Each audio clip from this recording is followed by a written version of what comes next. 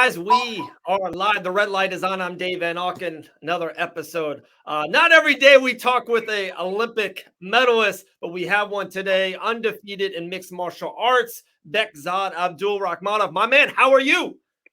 I'm doing good. How you doing? Doing good, my friend. Doing good.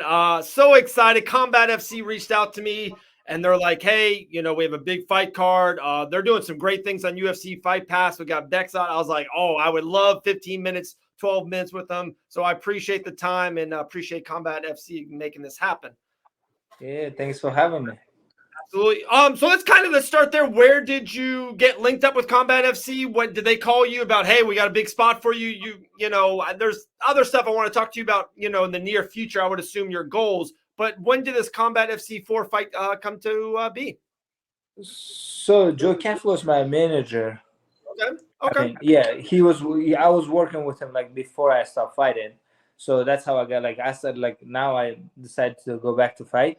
So we'll chat because I knew that Joe Caff was hosting a bunch of fights. So we'll reach out to him and then see if he has anything coming up. And then luckily, June 16th, he had it.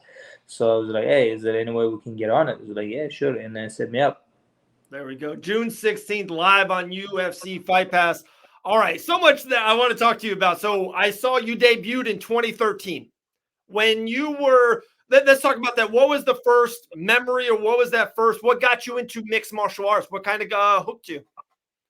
So when I was in Clarion, my university, when I was wrestling, one of our assistants, had a couple fights. Okay. So, and then he was like, hey, you want to fight? I was like, sure. Like, what are we going to fight? So at the time, I had zero experience. It was like, I know a guy in Ohio, he hosts some amateur fights. Like, you want to go? I was like, sure. And then he reached out. It's like, yeah, I have a show in this town. And then we end up going there. I signed up for it. And then I got an opponent. And I went over there. And then I started fighting. Boom. So wait, did you love the UFC or did you love MMA before that instant? Were you a fan of the sport or was it just it happened so quick? No, I was a fan of the sport. I would watch because my older brother also used to fight. So he had a few fights. So I used to watch him and UFC and different fights too. Yeah. So I did. I had an interesting, I liked it. So then when 2013 happens, at that time, of course, you're an amazing, high level wrestler. Did you think right off the bat, hey, I have an advantage? There's no way there's three people in the world as good as you as wrestling at that time. Did you know hey, I have a major advantage over everyone I fight? Or did you think it was going to be this, hey, a whole learning curve for me? Where was your mindset in 2013 when you first, debuted? I mean, when I started, I always thought I can take him down if I take him down. Because remember, in MMA, the jiu-jitsu not always works. If you do jiu-jitsu, it's position and submitting and moving slow. But in the MMA, they start punching and everything changed. So in my mind, if I can take him down, and by the time he does something like jiu-jitsu was, I can throw a couple punches and change the game. So that's what was my mindset. So main thing was to get him down while I get him down, not get submit, and have a good position. And then I can throw punches and then, in the matches, in the fights. That's what I was thinking at the time. Right. How wild is it now, 2023, where your mind's at, your MMA landscape as a whole? To look back in 2013, is it wild to think about, one, where were you at that time and how maybe raw you were to the sport? And then one, I do want to go almost globally of the sport, but where did you, is it funny to look back where you were mentally in 2013 when you first started this MMA journey? Yeah, I was young. I mean, I was I think I was wild. I was all over the place and doing a bunch of things at the same time. Now it's I'm more mature, more calm, and now I know exactly what I need to improve and what I have to do in each fight. When you're young, they give you you have a game plan each fight. Sure. But if someone throws a punch and you just want to go after them. It's your game plan for you forget about your game plan. So now it's no, now you gotta, when you go a higher level, you gotta stick to the game plan. So it's more tactical. I do a lot of stuff more tactical than how I used to do. And then, okay, so then if the UFC was, of course, humongous in 2013, they were doing phenomenal things and they had some really high level fighters. But now in 2023, it's a whole different landscape. Literally, a fight is every weekend globally, and just where the sport is right now. My question is, in 2013, if the UFC was as big as it was back then, would you have kind of maybe skipped a lot of your freestyle wrestling career and skipped the Olympics and went all in trying to become a UFC fighter in 2013, 2014? Or was it always like, hey, I do want to really ride this, your wrestling career first and see where that went? I always wanted to do both, to be honest. Okay. Even then, if they offer me, say, hey, you want to fight in UFC, I would say yes, and I would take the fight and then I'll fight it. And same time, I would like try to talk to them, say, hey, Olympics around the corner. Let me do Olympics too, like because for me, I train so much, so long for wrestling. I cannot just when I'm almost there, I cannot just leave it, And it's like I would try to do both. Wow, unbelievable! And then went to Tokyo, won the bronze medalist. Insane. There's only a few handful of people on this planet that can say what you did. So absolute congratulations. Thank you. Absolute stellar. So okay, let's go. Combat FC 4, June 16th. I know it's cliche to say, still young in the MMA landscape of it, but one question on the fight night. Is it going in just trying to get the victory by any means necessary, or is it kind of do you think you want to go a couple rounds and get more ring time and feel out and see where you're at, and low kicks and punching and jab and doing everything? Or it's like, hey Dave, if I can wrestle this man down in 9 seconds and punch him in the face and ground and pound, it's over. That's definitely the game plan.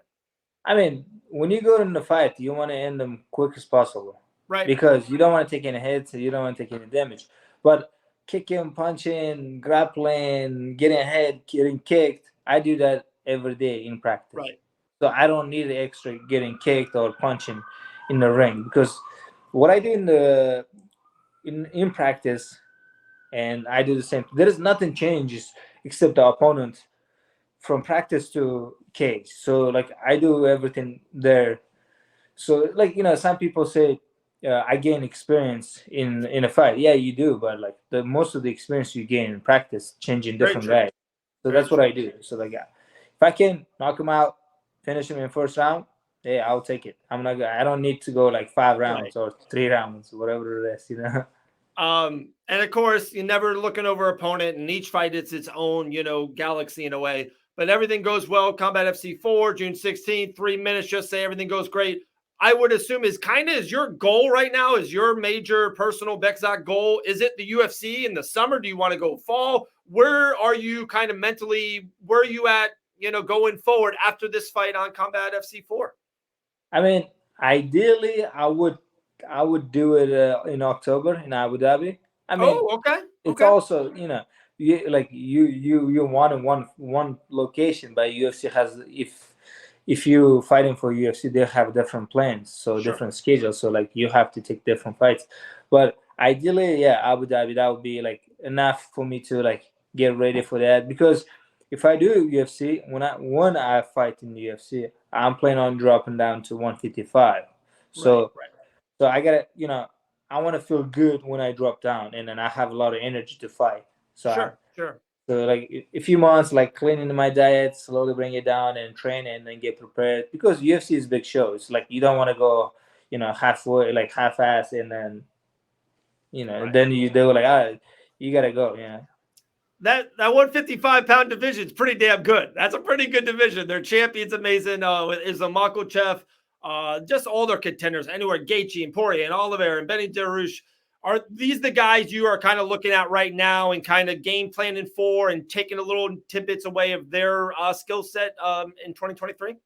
Yeah, I've been watching them for a long time. So they're awesome, but everyone can be beatable. Like you just have to, as long as you're like strong mentally, you can do a lot of damage. Kind of a question, devil's advocate. I don't think it as well, because I support absolutely a lot of mixed martial artists that does so great outside of the UFC or outside the MMA landscape, and not even yourself. Like I said, you're 7-0. You've done your fair share outside the UFC, but a guy like maybe like a Bo Nickel type that has done so big for his name outside the UFC, and they kind of rocket launch him. There's not a lot of fighters on in the MMA regional scene that is 2-0 and they're already going into the UFC or like the Contender Series. What do you say to people like that are like, hey, you're already your first fight on a huge pay-per-view in Abu Dhabi or something of that nature? But like I said, I defend you. You were, a bronze medalist for, freestyle wrestling. It's something that these guys have not done. That's kind of your work has put in. So what do you say to those trolls or those haters of like, they feel like sometimes fighters outside the MMA landscape a little bit kind of gets rocket launched a little bit? Yeah, you see, those are the haters that they don't have anything to bring it to the table. Bo has a lot of things to bring. Like, he has a lot of big fans. Like, UFC is all about show. Like, I mean, Bo is also a great athlete, and he has a lot of experience in wrestling, and he did a lot of things. Bo's also world champ too in freestyle, so a lot of people don't know that. And he has a big fan base, so that's what UFC is looking for. Like, if someone's like hates on Bo and he has like 2 people watches him, yeah, they will complain, of course. But like, when Bo fought, there's a lot of people watching. So like, yeah, don't be a hater. Like, just support the athlete because he's trying to make a name for himself. So why not support him? He's not like taking their money. He's earning his money. And to double down on that, Bekzod, like what I always say is when they brought in guys like even like a Brock Lesnar type or a Bo Nickel type, and I'm going to put you in that ballpark. What you do, you bring so many eyes to the whole card, to the whole fight card. So there are fighters maybe even fighting below you or even above you on the fight card that you're going to bring eyes to the first time that maybe they would not see. So I love when you have a big following and a big social media following. I love when people, bring more eyes to the MMA landscape. And, I'm talking about Combat FC 4. Maybe if you weren't on this card, I'm just going to be honest, maybe I wouldn't be, but you are, and I'm all in. I'll be watching on Fight Pass on June 16th. So I love when, a big name like yourself and your big following brings that to the table. Yeah, it goes both ways. They're giving us show, we'll bring in people. So that's all about. Absolutely, man. I cannot wait. June 16th, live on UFC Fight Pass. Last thing for you, my friend.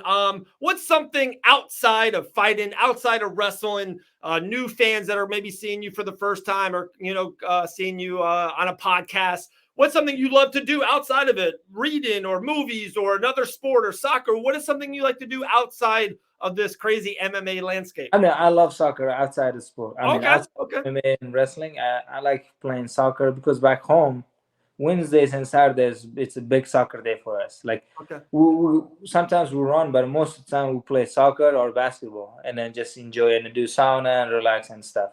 And other than sports, I like to spend time with my family. The quality time is always important. Who's your all-time favorite basketball player or soccer player? I go with Cristiano Ronaldo in soccer. Okay. Basketball, I would go Michael Jordan.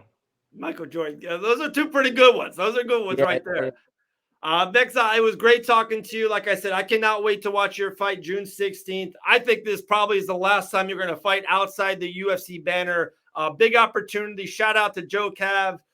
Cannot wait. Live on UFC Fight Pass June 16th. Bekzod Abdurakhmonov. My friend, thank you so much for your time today. Thank you. Appreciate it. I'll talk to you soon.